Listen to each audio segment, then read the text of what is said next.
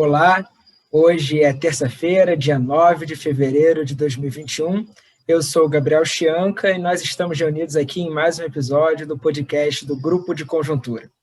Bem, nesse mês de fevereiro nós teremos uma programação especial. Eu estou aqui apresentando no lugar do professor Francisco e, em vez da nossa tradicional roda de debatedores, teremos um pesquisador por semana abordando os temas da conjuntura econômica. Nessa terça-feira em específico, eu estou aqui com o pesquisador Caio Prati, falando um pouco sobre conjuntura e perspectivas. Mais especificamente, a gente tem observado uma relativa estabilidade nas condições financeiras, juros, câmbio, apesar da questão fiscal ainda continuar preocupando. Então, a questão que se levanta é: essa relativa estabilidade, essa tolerância do mercado financeiro é sustentável? Eu endereço essa questão ao professor Caio.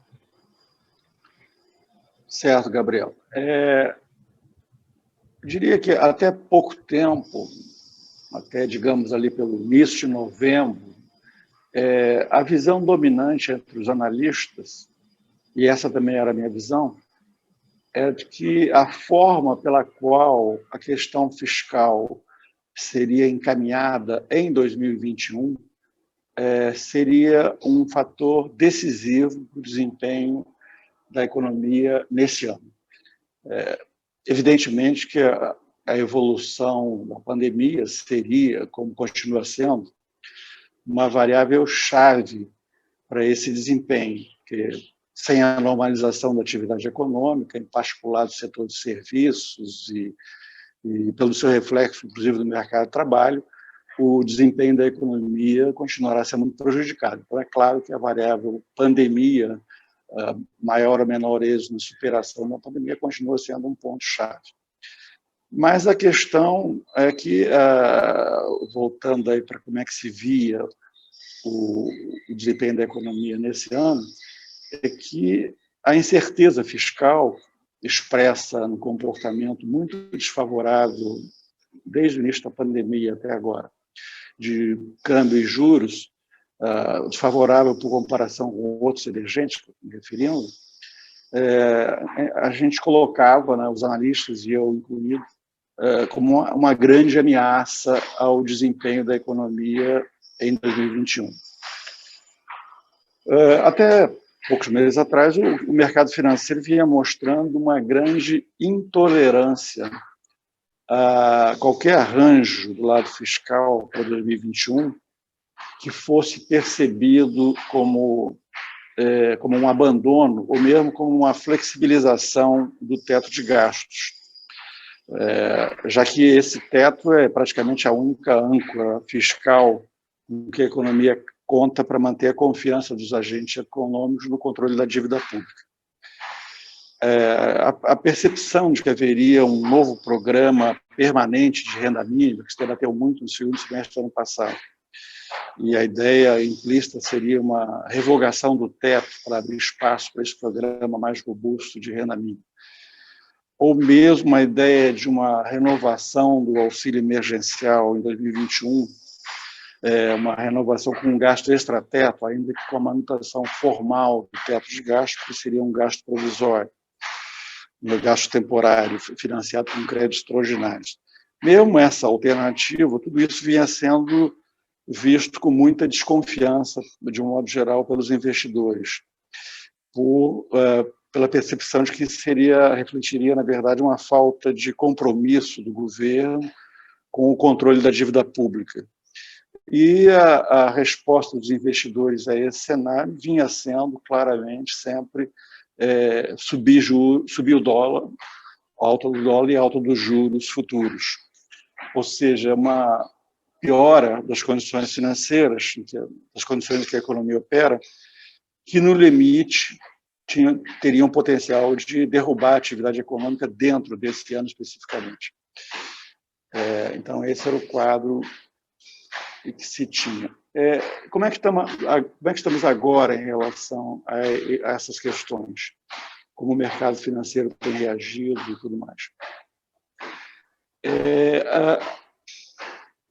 Na situação atual, a renovação do auxílio emergencial com gasto extra-teto, financiado, portanto, via créditos extraordinários, já é dada como certa.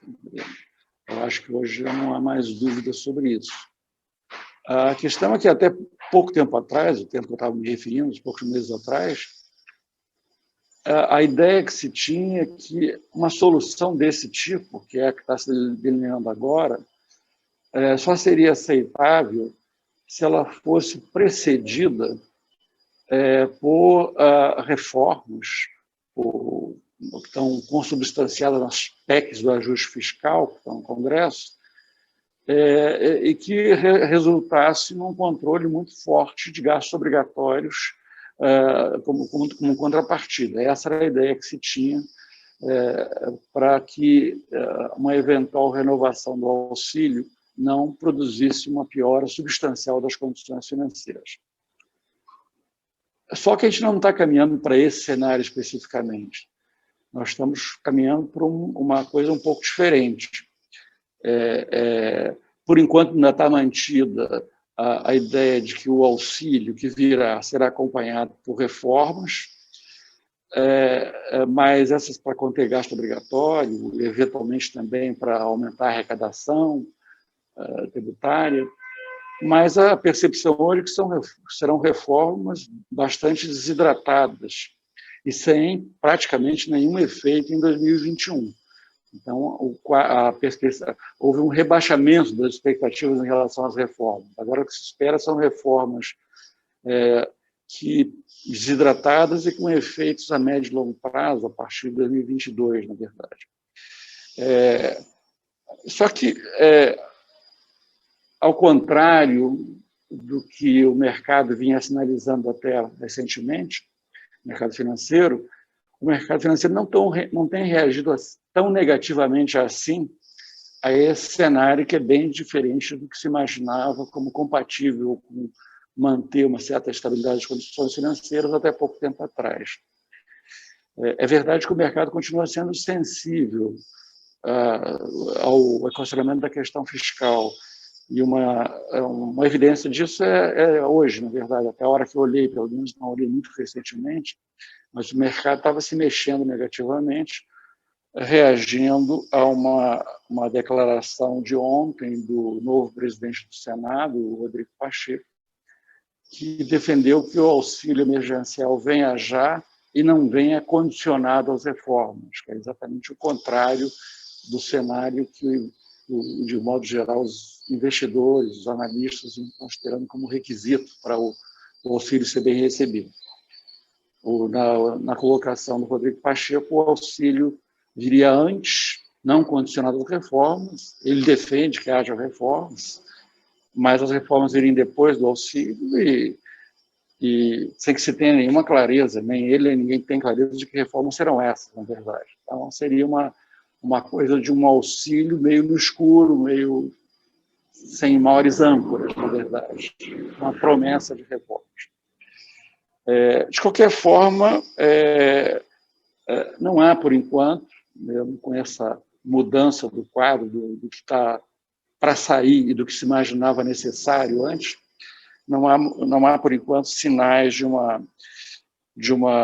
que isso esteja provocando caminhos de levar a uma grande piora das condições financeiras, com alta do dólar, juros futuros e tudo mais. Na verdade, por enquanto, os juros futuros e o dólar, mais o dólar, na verdade, mas juros futuros um pouco também, estão abaixo do que estavam ali no início de novembro. Apesar de todo esse discurso recente que vai sair o auxílio, que as reformas vão ser desidratadas e talvez até fique para depois do auxílio, por enquanto vamos acompanhar, mas as condições financeiras parece que não estão piorando.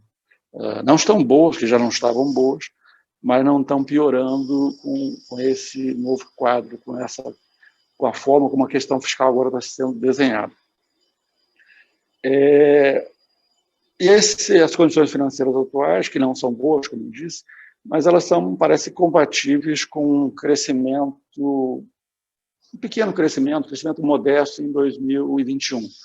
Aí eu estou me referindo a um crescimento modesto na comparação entre o que será o PIB trimestral médio desse ano com o quarto trimestre do ano passado, quer dizer, o que a gente chama de crescimento do PIB dentro do ano especificamente. Na métrica usual, ano contra ano, aí tem toda a questão que não vou voltar aqui, a gente tem tratado disso em podcasts anteriores, é um carregamento estatístico do ano passado, né, pelo fato de que o PIB do quarto trimestre do ano passado ficou bem acima, deve ter encerrado o ano muito acima da média do ano passado, então tem um crescimento que vem desse carregamento estatístico. Mas dentro do ano, as condições financeiras atuais, se elas não piorarem de forma significativa, parecem ser compatíveis com um quadro de estagnação ou um pequeno crescimento na comparação com o quarto trimestre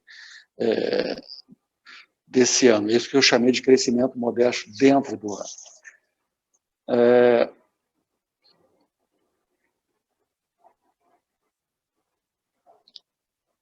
O que mudou no período recente para essa maior tolerância do mercado financeiro em relação à questão fiscal, como está se delineando?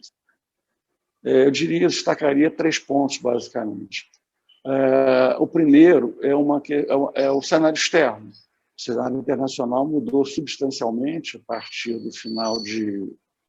do início de 90, e hoje é feito o primeiro Biden, logo em seguida as vacinas, otimismo em relação ao crescimento da economia mundial nesse ano, que persiste apesar da incerteza com essas novas variantes do vírus, por enquanto esse cenário está mantido.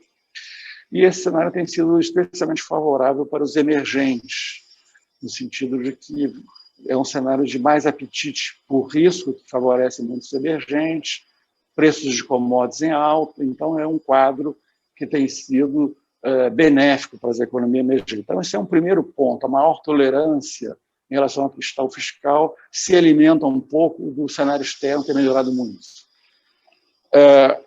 Um segundo ponto, que é crucial para essa tolerância em relação ao auxílio que vai vir, é que a gente está numa segunda onda da Covid no Brasil. Quer dizer, nós estamos aí, nas últimas semanas, tem mantido um patamar de mortes aí diárias pela clamela móvel de 7 dias, que é o indicador que se usa mais, ao redor de 1.000 e poucas mortes por dia, o que é o patamar que foi atingido no auge da primeira onda. Então, a gente está numa segunda onda, a gente já tinha regredido nesse indicador no início de novembro para pouco mais de 300 mortes por dia e voltamos ao patamar lá do pico da primeira onda.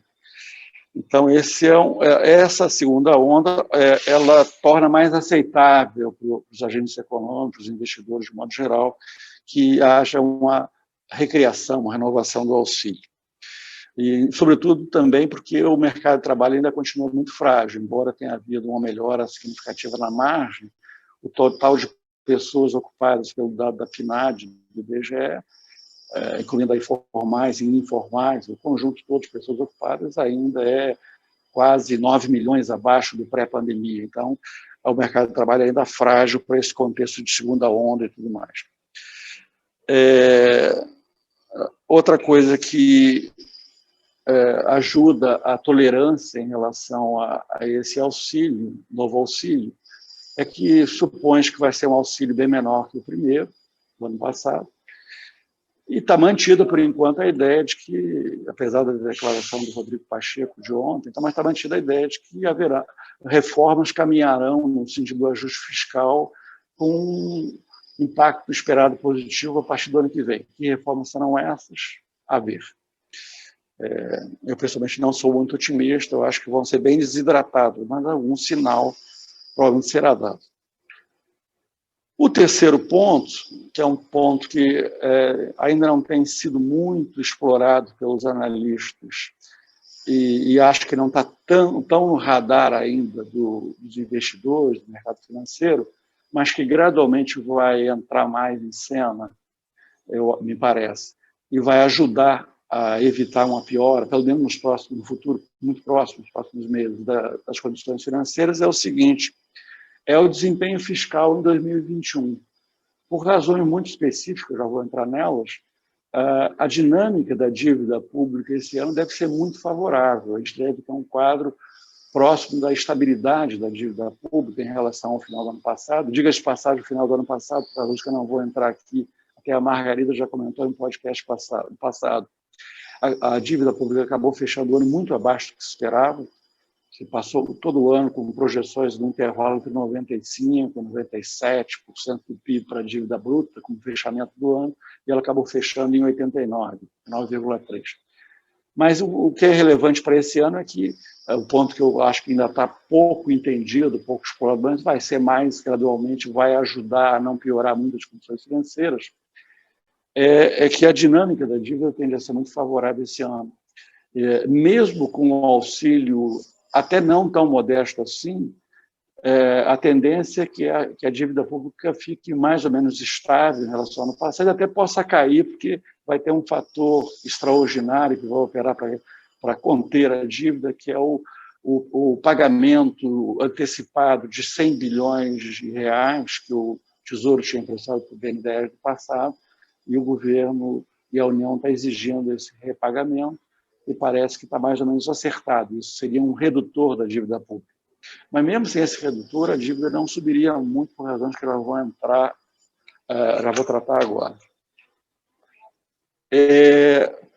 O ponto principal aí para a gente entender a dinâmica da dívida e por que isso é uma coisa muito particular desse ano, e toda a preocupação que eu vou trazer depois e trazer em seguida, que no ano que vem a coisa vai ser muito diferente.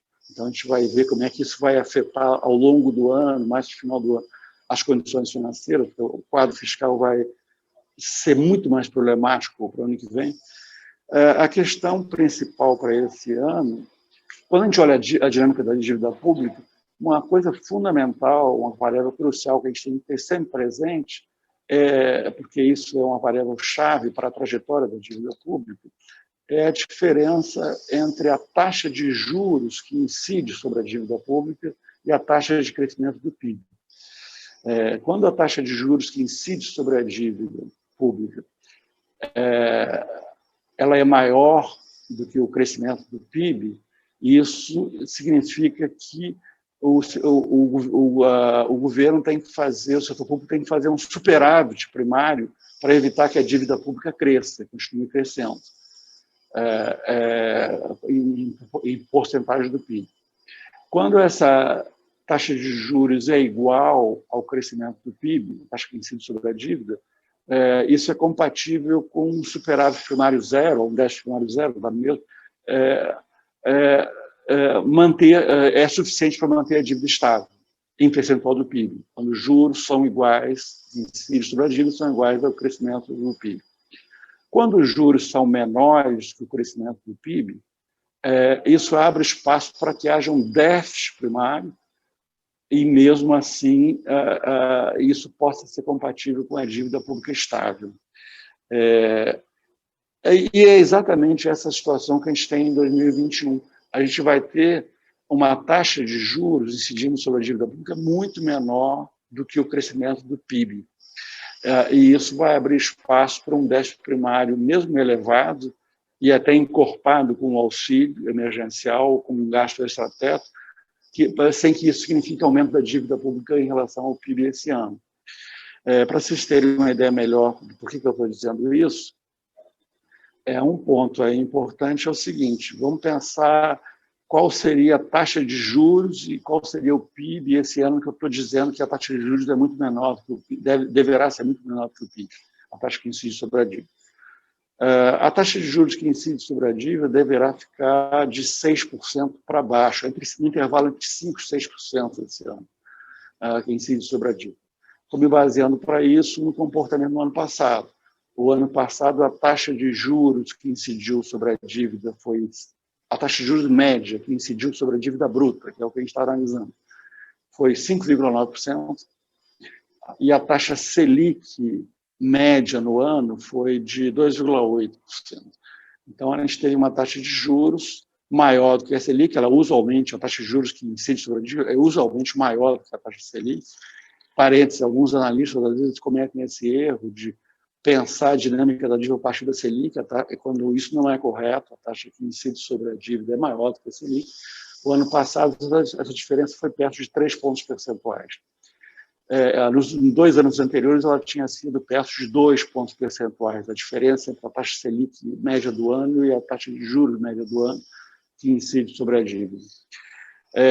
Acontece que a taxa Selic esse ano, média do ano, vai ser muito parecida com perto de 3% do ano passado, a taxa média do ano. Então, eu estou supondo que, se replicarmos o ano passado, a taxa de juros sobre a dívida bruta seria perto de 6, como foi no ano passado. Mas pode ser menor um pouco, porque nos anos anteriores essa diferença foi um pouco menor. Então, por isso que eu trabalho com um intervalo entre 5% e 6% para a taxa de juros que incide sobre a dívida bruta esse ano. Agora, vamos olhar outra variável para ver como é que o PIB vai crescer muito em termos nominais, porque a gente está falando de taxas nominais de juros, e agora eu vou falar do PIB nominal. E isso vai funcionar como um grande amortecedor da trajetória da dívida. O que acontece aí é que o crescimento do PIB nominal ele pode ser decomposto em 2 fatores. O deflator do PIB, então é o índice específico de inflação que corrige o PIB de um ano para o outro, e o crescimento real do PIB nesse ano quanto ao ano passado. Não vou entrar em detalhes, mas a minha estimativa para o deflator do PIB para 2021 sobre 2020 é 6%. E a estimativa do mercado, do Focus, por exemplo, PIB crescendo 3,5%, a minha estimativa é um pouco mais favorável, da ordem de 4%, até um pouquinho acima de 4% esse ano do PIB, exclusivamente por causa do carregamento estatístico. Na minha estimativa, a maioria dos analistas acha que o carregamento estatístico do ano passado para cá, em termos de PIB, vai ser de 3%. Eu acho que vai ser em torno de 4%. Então, mesmo crescendo quase nada dentro do ano, especificamente, a gente teria já um crescimento contratado ao redor de 4% esse ano pelo carregamento estatístico. Ora, se o deflator é 6 e o crescimento real do PIB é 4, nós estamos falando de um crescimento do PIB nominal da ordem de 10. Então, vejam bem, a gente está falando de uma taxa de juros de 5% a 6% e de um PIB crescendo, incidindo sobre a dívida, e um PIB crescendo 10%, dessa ordem de grandeza, em termos nominais. Isso abre um espaço que, nas minhas contas, torna compatível. O governo anunciou um déficit primário sem o auxílio, que é da ordem de 3% do PIB para esse ano.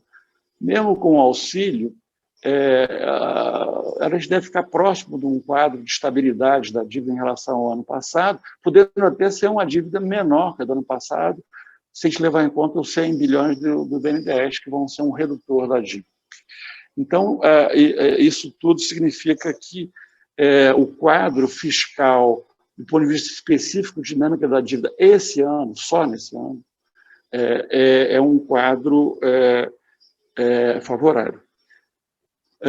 Então, isso ajuda, será um fator que eu acho que não está muito no radar, os analistas têm falado pouco disso, não está ainda suficientemente no radar do mercado financeiro, dos investidores, também vai entrar gradualmente em cena e vai ajudar a conter uma piora adicional, digamos assim, do comportamento de dólares e juros. O problema todo é que algum desses fatores cruciais que vão favorecer a dinâmica da dívida esse ano, vão atuar de forma exatamente oposta em 2022. A gente vai ter um quadro muito diferente dessas dinâmicas em 2022. Primeiro que a taxa de juros deve ser maior que a desse ano. Basicamente refletindo o fato de que a Selic média em 2022 será certamente uma Selic média bem acima de 2021. Ninguém tem muita dúvida sobre isso. E isso vai se refletir também empurrando para cima a taxa de juros que incide sobre a dívida, que de alguma maneira guarda uma relação com a Selic, embora seja maior que a Selic. Então, a gente terá uma taxa de juros maior que essa que eu falei do intervalo entre 5% e 6% esse ano. Eu suponho que ela possa ser maior do que 6% no ano que vem, na verdade. Então, ela estará num nível acima. Por outro lado, a outra variável central para a dinâmica da dívida, que é o PIB nominal, terá um crescimento muito menor do que esses 10% que eu estou projetado para esse ano. Não vou entrar em maiores detalhes para não me alongar muito nesses números, só para ter, mas o ponto é que, na minha visão, o PIB nominal vai crescer no máximo igual à taxa de juros, vai ser igual ou menor que a taxa de juros, enquanto esse ano é exatamente o contrário, ele é muito maior que a taxa de juros. O fato do PIB nominal crescer de forma semelhante aos juros, ou até menor um pouco dos juros, significa que a estabilidade da dívida no final desse ano para 2022 só existiria com déficit primário zero ou com pequeno superávit primário, dependendo da trajetória dessas dívidas. Só que a gente vai estar partindo de um déficit primário que provavelmente incluindo o auxílio, deve estar em 3,5% e 4% do PIB esse ano, já incluindo o auxílio. Então, é um desafio muito grande para o ano que vem. Mesmo que você retire o auxílio, fique com um déficit mais próximo de 3, ainda seria um desafio muito grande evitar que a dívida cresça, onde vem percentual do PIB. Na verdade, você tem vários fatores jogando contra. Por exemplo, esse ano, uma coisa que ajudou muito a conter a situação fiscal é que o teto dos gastos foi corrigido em relação ao ano passado em 2,1%, por causa da regra de correção do teto, que é a inflação até junho do ano anterior. Para 2022, o teto deve ser corrigido em no mínimo 6%, não em 2,1%. Então, isso vai tornar praticamente inviável que haja uma redução do gasto público em percentual do PIB no ano que vem. Então, reduzir o déficit primário via redução do gasto em percentual do PIB é uma coisa que não vai estar em questão, provavelmente. Então, isso é um ponto crucial. Além disso, vão haver pressões óbvias. Provavelmente não vai ser possível renovar um auxílio emergencial se o cenário que se espera mais otimista aí, a pandemia já esteja controlada, não se justificaria um auxílio em 2022. Vai voltar à cena totalmente a questão de um programa de renda permanente, das críticas ao teto dos gastos, mesmo ele sendo um teto mais folgado, bem mais folgado que o desse ano. Então, a gente vai ter, à medida que a gente for se aproximando mais para os últimos meses desse ano, olhando para frente, a gente vai ter um cenário de dívida pública em alta no ano que vem, o teto de novo sobre ataque, para abrir espaço para um programa de renda mínima permanente, e muita incerteza em relação a isso. Então, a questão-chave para essa incerteza não ser muito forte, para que não haja um quadro onde essa incerteza fiscal volte com muita força, ela que está no momento amortecida, esse quadro vai depender essencialmente do encaminhamento das reformas a partir de agora, sendo que esse ano é um horizonte, o tempo para essas reformas é curto, porque a partir de outubro, novembro desse ano, é impensável qualquer reforma que envolva medidas impopulares, que já estamos na boca do ano eleitoral de 2022.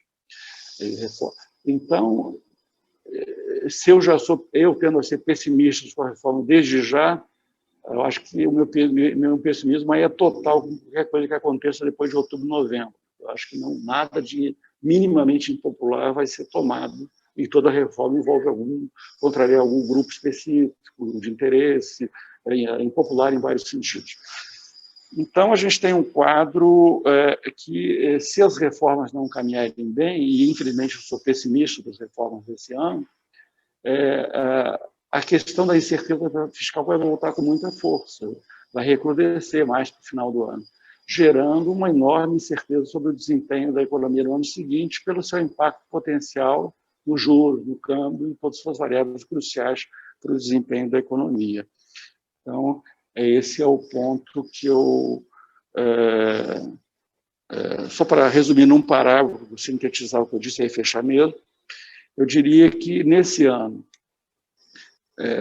se essas variantes do vírus não pregarem uma peça no mundo e atrasar imensamente o programa de superação da pandemia, se o cenário for o que se espera, no momento no Brasil, por exemplo, é um cenário onde, no segundo semestre, já estaria colhendo claramente frutos da vacinação, com uma redução muito expressiva do número de mortes, um caminho gradual para a normalização da atividade econômica, Esse é o cenário que você tem, por enquanto, do lado da pandemia.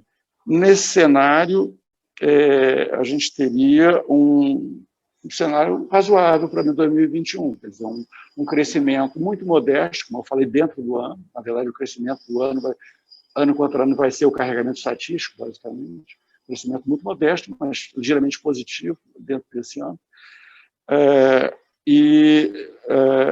Um cenário desse tipo. E as condições financeiras, pelo menos nos próximos meses, à medida que vai se aproximando mais do final do ano, eu tenho dúvidas crescentes sobre isso. Eu acho que isso pode começar a piorar, começar a ser precificado o cenário difícil de 2022 a partir de um certo momento de 2021. Mas durante alguns meses teremos um cenário, talvez como a gente bem entenda agora, de relativa acomodação, num patamar desfavorável, é verdade, mas acomodação das condições financeiras, juros e câmbio. Então, a gente teria um cenário desse tipo, um cenário compatível com esse crescimento modesto, mas a economia, enfim, caminhando com a cabeça fora d'água, digamos assim.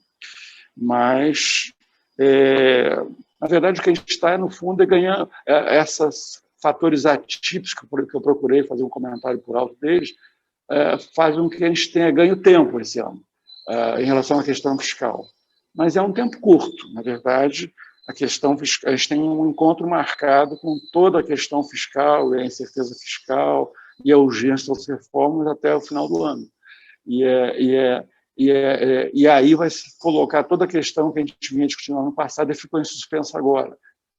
Como vai ser 2022, qual vai ser a situação fiscal em 2022 e como isso impactará a economia. Então, eu ficaria por aqui.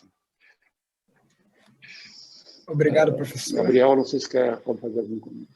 Não, acho que já sinalizadas as questões atípicas de 2021, sinalizados os alertas para 2022, nós podemos encerrar por aqui hoje. Mantemos ao longo de todo o mês de fevereiro essa nossa programação especial e retornamos em março com o nosso sistema tradicional, com a roda de debatedores, aqui no podcast do Grupo de Conjuntura.